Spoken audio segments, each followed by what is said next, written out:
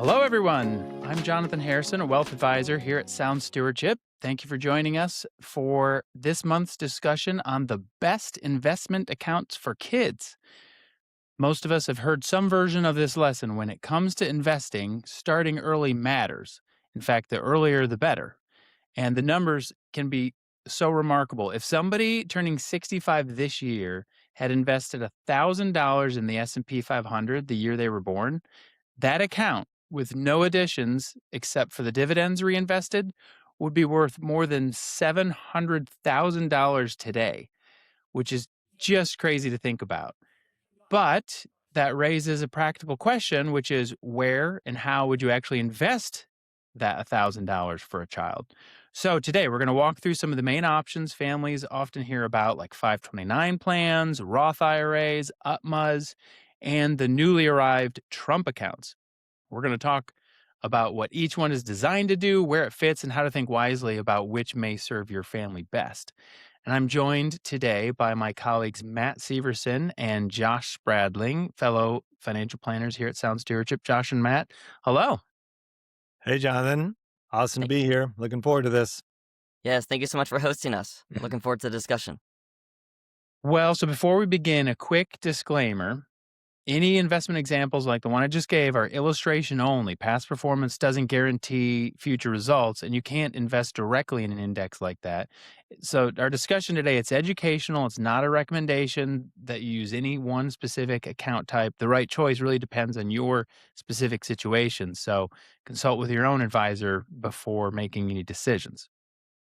But let's begin with the newest account type that people probably aren't familiar about, the one that's becoming available just this year, the new 530A account, what's being called a Trump account.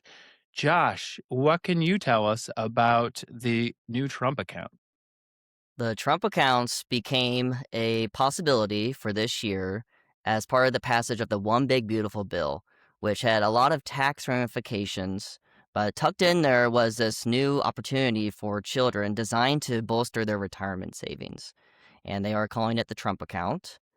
The contribution limits of these accounts for an individual is $5,000 per year. You do not get a tax deduction for putting money in like you might get for some other accounts we'll talk about today. So as a result, whenever you take the money out later down the road, it is fully taxable. So that is a big thing to keep in mind. However, you do not have to worry about taxes along the way. You only have to worry about taxes when the money's taken out. They're designed to be taken out at age 59 and a half. Think of it like an IRA. However, they do have some other possibilities. They could use up to $10,000 to purchase a first-time home. It can also be used for qualified education expenses. So it does have some flexibility. There isn't expected to be any impact on financial aid. Think FAFSA.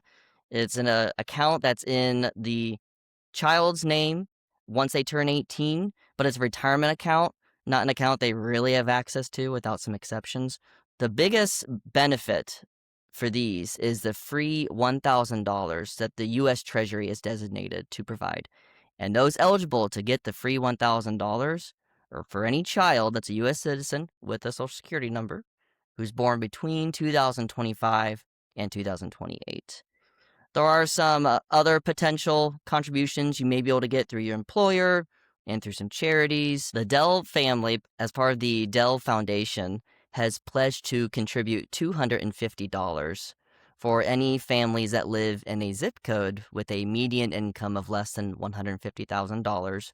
We'll see how that flushes out, but the biggest benefit of these accounts is the free $1,000. Theoretically, once that $1,000 gets in, once a child is 18, that account could be worth $3,000 to $4,000. So it's certainly worth opening the account. Well, and my understanding is that July 4th of 2026, is that when they're first becoming actually available? That is what we have been told. If you haven't filed for one in your 2025 tax return, you can just go to trumpaccounts.gov. It's pretty simple to fill it out and submit your child's information. What we're told is that you will be getting contacted by a financial representative to get the account opened. They're so new, we don't know a lot of the details, right? That's correct. It'll be fun to see how this all plays out. I had a child that was born just last year, so I'll be seeing how this plays out myself. So, You're one of the guinea pigs. yes, that's right. Well, so I thought it was interesting. So basically, you're saying that after age 18, they're much like what somebody might be familiar with, like a pre-tax IRA or a pre-tax 401k. Is that essentially how it's treated? Exactly. So they're really not designed to be touched until 59 and a half. So this is definitely a long-term vehicle for sure. And it's just the gains. So if somebody put in a $5,000 later when they turn 59 and a half or whatever, that first $5,000 in theory or the $5,000 in theory comes back tax free. But all of the gains across those 59 and a half years, those are what you pay just a regular tax rate on. Exactly. Yep, Okay. you got it. Well, I thought it'd be interesting to compare that to another type of investment account, which that's not one that many families like come and ask about. They don't. It's a kind of a Swiss Army knife tool, and it's we call it an UTMA, or some states it's an UGMA, but or just a custodial investment account. And if I compare or contrast that with the Trump account, I think it might be interesting. This account, it doesn't have any contribution limit like the $5,000 for the Trump accounts, although it's right now $19,000 per year that you can gift anybody. And so, for instance, like if a mother and father wanted to put without any kind of tax consequences or thoughts, they could contribute up to 38,000 into one of these my accounts. And the biggest difference is of course, there's no seed money from the government like the Trump accounts. There's no tax deduction going in, but you can take the money out anytime you want. The key with an UTMA account is it's really just a generic investment account, but when you put money in an account for a kid, it from a legal and tax perspective, it really is the kids. Just until they are an adult, you as the custodian, the custodial parent, have, authority over it. But in theory, even if you, take money out of it, when they're 15, it's supposed to be used for the kid because it's theirs. So this is really nice for specific investments. If, for instance, you want to, I've seen some people open one of these up and invest in stocks that the kids might have a connection to, like Walt Disney stock or Hershey stock or Starbucks, whatever it might be, because then it gives the kids some tangible idea of what investing is. Josh, how does that compare with what you can buy in a Trump account? The Trump accounts by law are restricted to the US stock market. So you won't be able to get diversified with any international holdings. You can't pick the stocks you want. It's very limited. It's, the US stock index, I would argue, is a pretty good diversification to I mean, that's still a pretty high quality investment, but if you wanna do anything else, then an UTMA might be a better choice. I agree.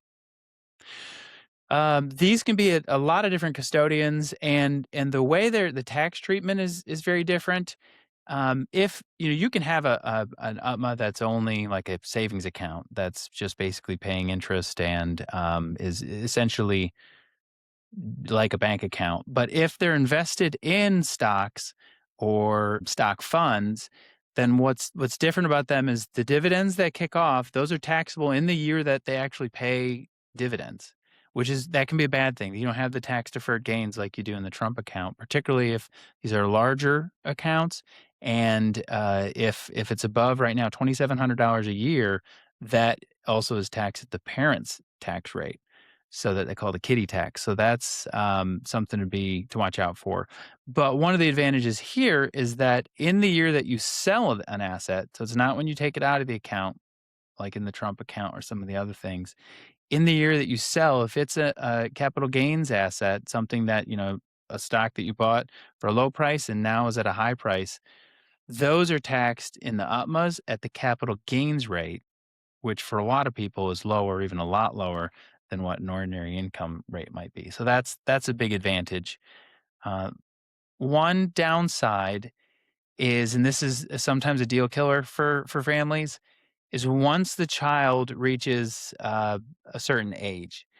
We have a lot of clients in Kansas and Missouri. In Kansas and Missouri, the kids can have access to the funds at age 18, but at age 21, both states automatically turn off access to the parents or whoever the custodial adult is and transfer it over to the new adult.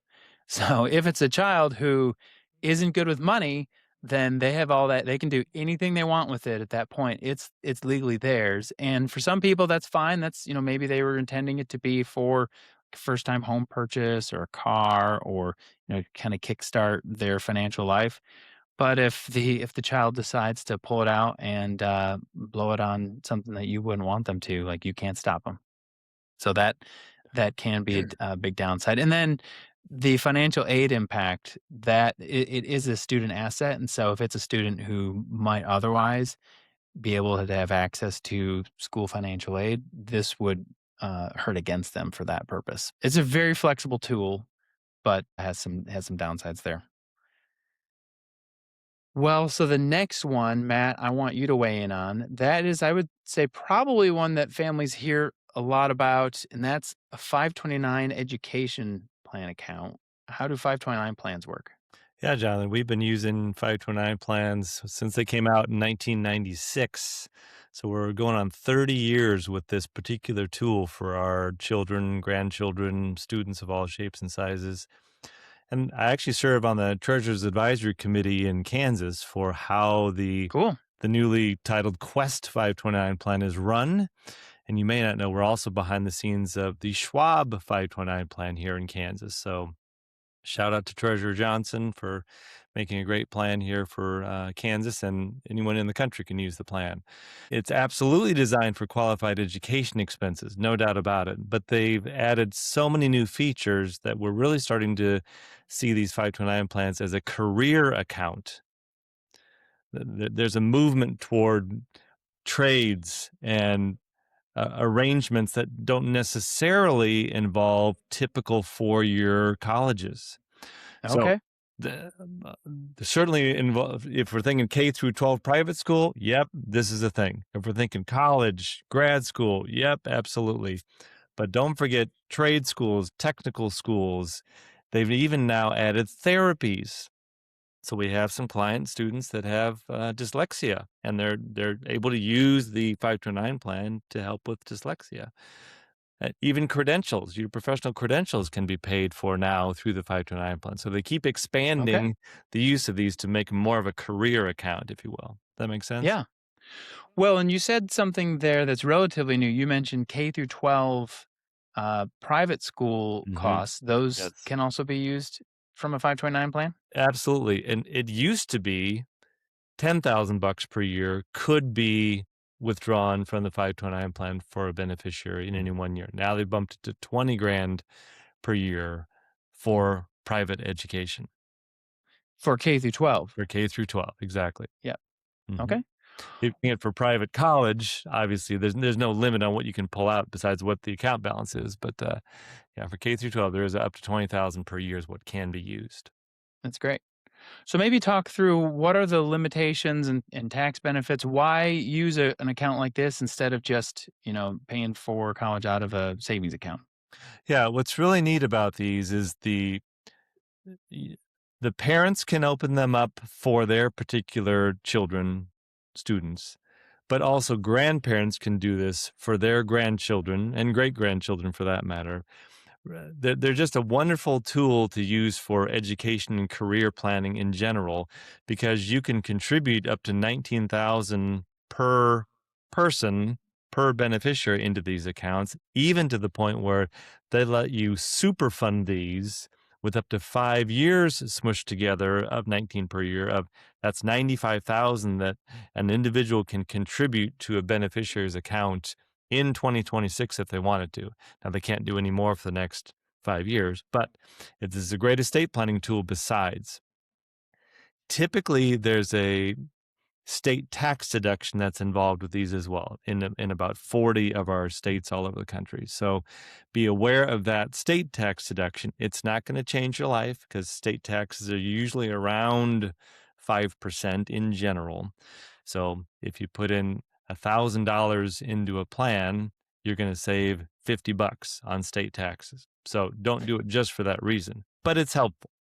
And that's just state taxes. So none of the Mhm. accounts that we've talked about have any federal tax deduction. You don't reduce Right. your federal taxes by using Trump account or the UTMA or the 529 plans.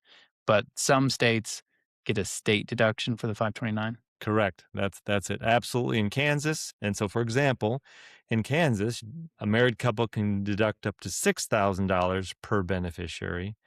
In the great state of Missouri, the family can deduct up to $16,000 total for their household in any one particular year. And the other states, you just be aware of your state's rules so you don't get mixed up as to what you're expecting. Yeah, and like you said, if you want a super fund, you can do that. You just won't get a state deduction above those Correct. amounts that you mentioned. Yeah. Yeah, if my wife Tammy and I put $95,000 into our child's account this year, we get a $6,000 deduction in 1 year, and we can't contribute any more for 5 years. So you got to be careful with that one. We're not Yeah. recommending that today, but it's a estate planning feature that could be helpful for grandparents. We're actually doing that this year with a household that it's going to work really well. Well, so that's the first tax benefit, which is a state, smaller, but state tax deduction now. What about a second tax benefit that can be even useful for people who aren't in a state that has income tax? Yeah, because you still get that tax-free growth. So once you put the money in there, then you're not taxed on any of the interest, dividends, capital gains along the way. Really, as long as this is used for qualified education or therapy or career expenses, there's no taxes on this account coming out the other side. But you do have to follow some particular rules. Can I address one of those Sure. really quickly? So Yeah. one thing to keep in mind is think about whenever you're incurring an expense in a particular year, try to handle that or withdraw the money from the 529 plan in that same year. Keep the expense and the withdrawal in the same calendar year. Don't incur the expense in 2026 and then say, oh, I'm going to withdraw that and reimburse myself in 2027. No, don't do that. The IRS wants to sync up because here's the federal government does care about this part. As you pull the money out, they want to sync up when the expense occurred with when the withdrawal was taken out to cover that expense. Which can often be an issue if somebody, for instance, is paying for a spring semester and they're doing it. I think I see this more in K through 12. Mhm. They're paying for a spring semester and they're doing it in mid-December. The 529 plan has to reimburse it in that same month. You don't Right. want to wait until the next month. Yeah. Or talk to the private school to say, hey, can I send you a check in January for the spring semester and then keep it all in the same year? But Yeah. either way, just sync that up. Okay. Well, that tax-free growth is an amazing, that's great because not only is it tax-free growth while it's growing, but unlike both the Trump accounts, which you have to pay tax on when you pull the money out, later on, or the UTMA, which you have to pay tax on when you sell the investments. If you use it for education, when do you pay tax on it? You don't, Jonathan. It's That's amazing. great. Well, so what types of investments can you use within the 529 plans typically? Yeah, the short story is your particular state has a plan menu to choose from. But in simple terms, you can go anywhere from money market all the way up to 100% stocks all over the globe. So what you're trying to do here is dial in the risk of the portfolio according to when the student needs to go to school. So for example, our grandparents who like to help grandkids go through K through 12 private school, their contribution is going in on one day into the money market and going right back out to the private school the next week or so. In short order is the point. We're not investing that in the stock market. If little Billy, your child, was born in 2026, but they won't be going to college for 18 or so more years, absolutely run that Hmm. into a stock portfolio and let that run as fast as it can as he prepares for enrollment 18 years from now. Yeah. Yeah, that's great. And the longer the money is in there to grow, that's where you get at least that second tax benefit from. Yeah. Exactly. Yeah.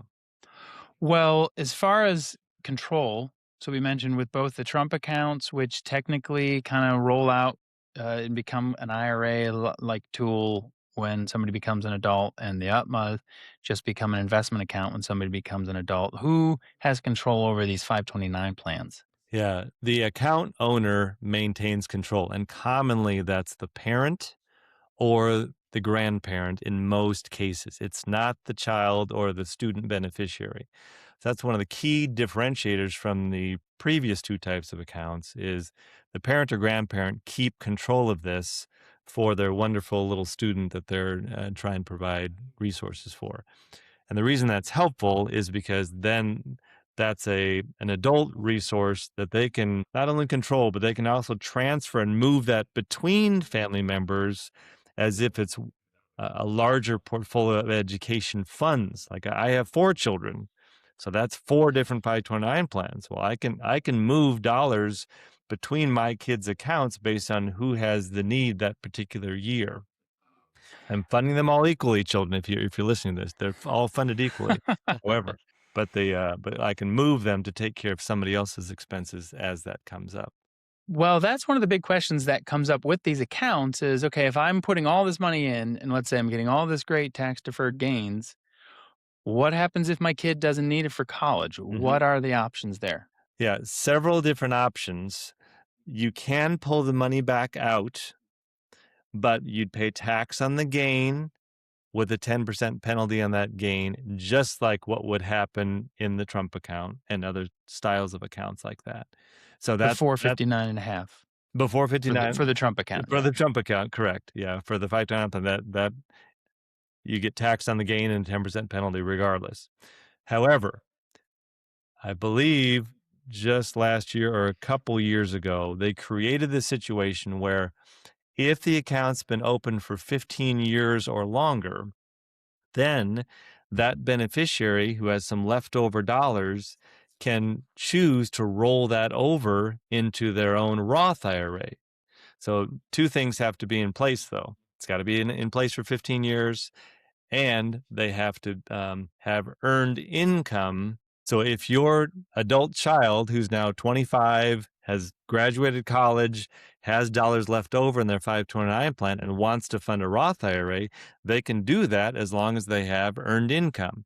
And it's up to 7,500 of income is what you need to contribute that amount for a particular year in 2026. 7,500 is the most you can contribute, but you have to have at least up to that much income to be able to do that. If they have the typical 40 to 50,000 of income, no problem. They can fund a Roth IRA, but it's limited to the amount that any of us can contribute each particular year, up to a total cumulative of 35,000 across their lifetime. So there's a max amount of what you can turn into Roth IRAs over time, but this feature didn't exist 30 years ago. So this is a wonderful outlet to parlay those dollars into Roth for the retirement. Yeah, I'm hearing that there are definitely options. In addition to, like you said, diverting it to other family members if that one particular beneficiary doesn't need it. They can do this Roth rollover, but it sounds a little complicated that you might want to get a professional involved to make sure you're getting all the requirements met. Yes. Yeah, and one special thing we do here at Sound Stewardship, we do a born on date for when those 529 plans were created, so that we know, has it been around for 15 years or more. Most people would never remember when they open that thing up, but we keep track of that for clients. And the dollars that you're rolling over have to be in there for at least 5 years. So that's Yes. another thing that someone has to keep. Yeah, so it's Yes. you don't want to do it without knowing what you're doing, but it's a great outlet. But Matt, do you want to walk through this last account type, the Roth IRA for kids, how somebody would use that? That is one people commonly ask about. Yeah, this is a great conclusion to these 4 account types for the kids, and the biggest differentiator with these is the child has to have earned income. So if my son is working at Papa Murphy's and gets a paycheck from them, that's earned income. Or if they have a small business and they're exposed to self-employment tax, that's earned income. So you have to have the wages to be able to contribute to the Roth. You just can't do it willy-nilly for your 1-year-old. Okay. So the child has to participate in this, which is great because you're teaching them work matters. Okay. And then in 2026, they can contribute up to $7,500 if they have that much earned income, or whichever is less.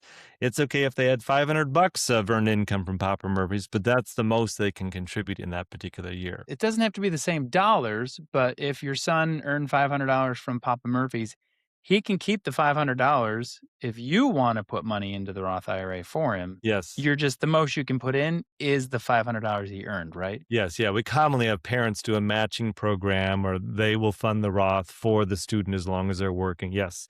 Doesn't matter where the dollars come from, but as long as they're being taxed on that income, then the government says, okay, we'll let you contribute to a Roth IRA now. And then the huge benefit for the Roth from a tax standpoint is what? This tax-free growth along the way, but most importantly, no tax consequences down the road as long as they've held the account for 5 years and are over 59 and a half years old. So there are some age restrictions, no doubt about it. But once they're past 59 and a half years old, this is a completely tax-free account that they can use for whatever they have in mind, and no required distributions once they get into their 70s, like the rest of us have to deal with at that time. So back to my illustration, all the way back to the beginning. I know you just said you can't put money in for your 1-year-old, but maybe that 1-year-old had an acting gig and was in a diapers It commercial. could be the Gerber baby, yes, things It like could be the that. Gerber baby, and if you put that $1,000 in at age 1, and then now, it had grown to that massive amount at age 65, you're saying all of that would come out tax-free? Mm-hmm. Yes. That's a huge, benefit. Any downside to the Roth? Well, the big push that's going on to students and young adults at the moment is you've got to fund that Roth as much as possible whenever you can, that's great. However, it's kind of stuck until you're 59 and a half. So if you're needing to pay off debt, cover student tuition, cover student loans, um, save for your wedding ring, things like that. You can't do that from the Roth IRA, nor the 529 plan in that particular case for the wedding ring. But so be careful that once the dollars go in, you're probably not going to see them again until a while later. There are exceptions to get it out that I don't want to confuse people with at the moment. There are exceptions. However, think about this as 60-plus-year-old money, which is ancient to an 18-year-old. So just make sure, when that money goes in, you've got to wait a moment where the UTMA would be available, the Trump account could be available with some tax and penalty. So, Well, and one caveat to that is, I hear what you're saying about you're penalized if you take that out. But is it also true that if your young adult becomes an adult and is irresponsible with money, they could just say, who cares about the penalty? I'm just going to rip it all out and spend it on whatever I want. yes. Yep. They're completely available to them. They're not under your purview. It's the student's account or it's the young adult's account at that point in their Social Security number. So hopefully Yeah. they leave it alone. But if they don't, as they pull it out, they pay tax on the gain and a 10% penalty. Sound familiar? Very similar to the 529 plan. The Roth came out in 1998, by the way, 2 years after the 529 plan. Well, so we have to wrap up, but before we do, there's a connection all the way back to the Trump accounts that I want to bring up because the Trump account has this $1,000 seed gift from the government. But Josh, can you talk to how can a Trump account potentially connect with a Roth IRA idea? Is there any connection there? There is a connection, and it's a pretty nice strategy to implement. What you can do is just transfer the Trump account once a child is over the age of 18 to a Roth IRA. Stays in their name. The concept is called a Roth conversion. The treatment of that is once it is in a Roth IRA, it's completely tax-free. The kicker is whenever you move money from an IRA, which would come from the Trump account, to the Roth IRA, it is a taxable event. So there's the idea that, well, maybe I'm not going to contribute my own money to this account right now. I'll just take the free $1,000. But potentially, when the child gets older, maybe in their teenage years, we start putting money into it. And then after they turn 18, you could do the Roth conversion. And because the child is probably in a pretty low tax bracket in their first few years of working, it could be a really ideal year to do a Roth conversion. One strategy related to that I've heard is, I have a 16-year-old right now. So if I did this max, the $5,000 into a Trump account, and then again next year $5,000 into a Trump account, then like you said, after that, a now adult is on their own tax return. If he converts it to Roth, then that's a way to kind of add fuel to their Roth account. He would have to pay tax on any gains that happen between now and then, but the idea is if they're, in their first job, their income might be lower. And so, with just a couple years, the gains aren't going to be as big as if they would have started when they were one, but it's a way to help fuel and kind of accelerate that Roth account. Is that the idea of doing these Roth conversions? Hopefully on the young adult's tax return where the taxes are smaller than they'd be if a parent was converting on their own. I agree. So, slam dunk, open the account if you're going to get free money from the government. And then let's talk later about maybe putting more into it and using that Roth conversion strategy.